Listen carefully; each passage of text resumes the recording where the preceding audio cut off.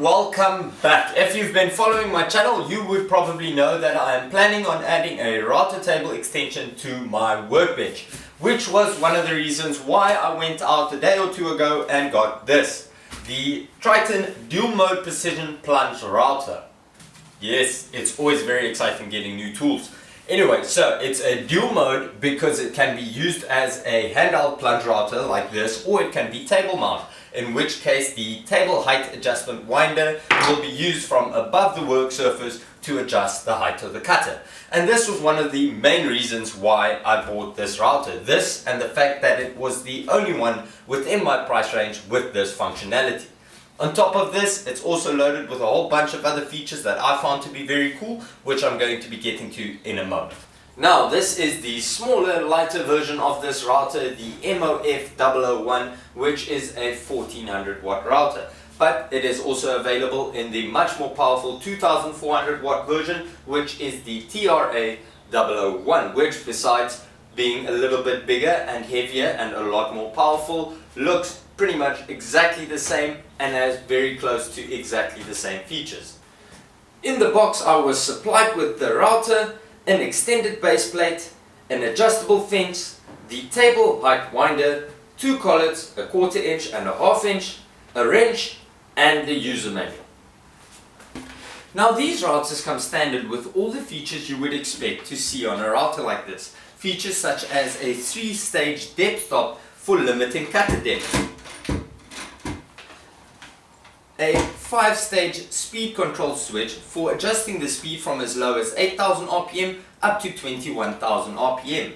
It has plastic guards to prevent contact with the cutter and a place to attach dust collection. But above and beyond all of these features, the feature that impressed me the most was the rack and pinion mechanism, which allows for 3 different ways to adjust the height of the router or the height of the cutter depending on the accuracy required.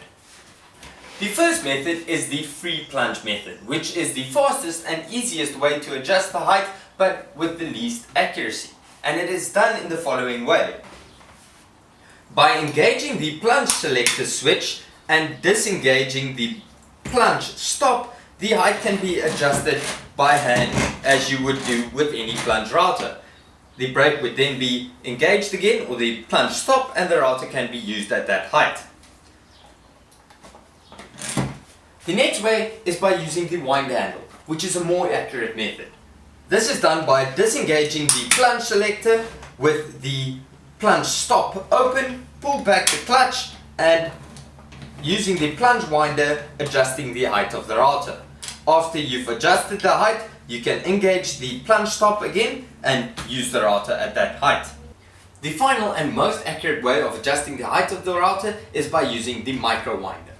This is done by once again having the plunge selector in its disengaged position, disengaging the plunge stop and using the micro winder for very fine height adjustments. On the opposite end of the micro winder is the point where the winder handle will be attached for above table use.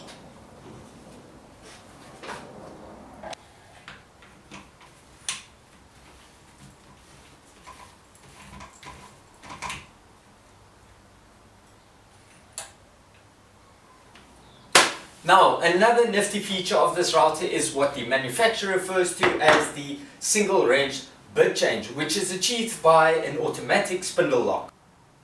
What this means is that to change a bit on the router, you would plunge it to its furthest point. This would lock the spindle automatically, allowing you to tighten or loosen the collet using one wrench only. Which is also pretty cool is that when the spindle is locked, the on-off switch shutter is locked closed as well, preventing accidental startups. But hopefully everybody is aware that you should unplug these machines when you are changing bits. You would then simply disengage the plunge lock, allowing the spindle to turn, and the router can then be used normally.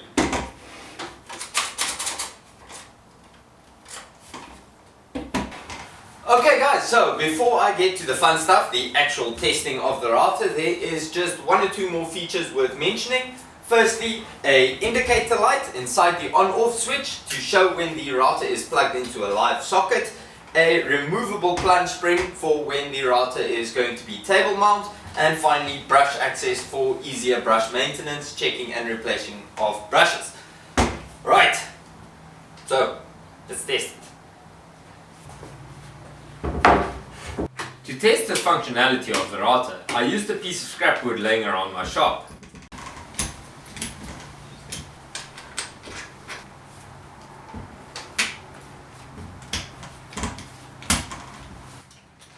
I found the free plunge movement to be quite coarse, but that is likely due to the rack and pinion mechanism.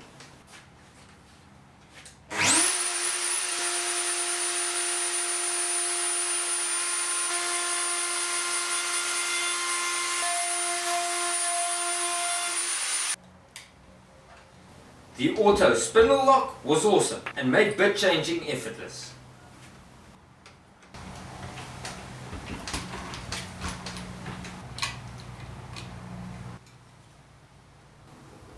The same can be said for attaching the extended base using the quick fit pins on the router base. The fence was a bit stubborn though.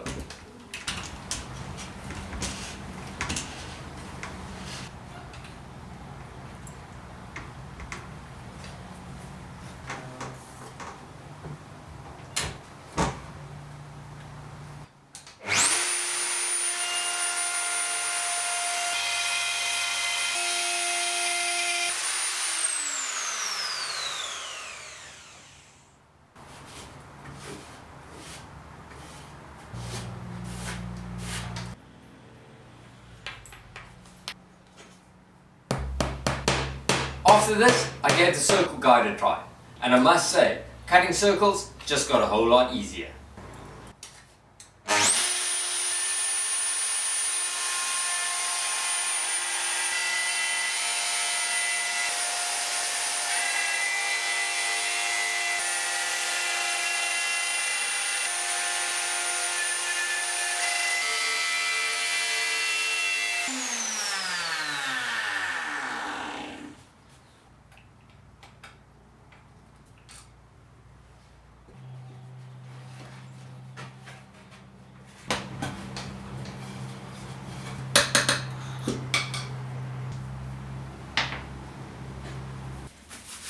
And that concludes my review of this Triton product. Now, while using it, there was one or two things I noticed that I'm not too crazy about. Firstly, the plastic guards here get dirty very quickly and it restricts visibility of the cutter, but normally this router will be used with dust collection, which will hopefully limit or reduce that from happening. Secondly, the micro winder has a bit of play when the plunge lock is engaged, and when the router is being used, due to the vibration, it actually turns within that play. It's not adjusting the height of the router because the plunge lock is engaged. It's just a bit annoying. Besides that, all in all, I'm very happy with my purchase, and I guess time will tell whether it was a good one or not. If you'd like more info on the Triton routers, you can check out the link in the description of this video.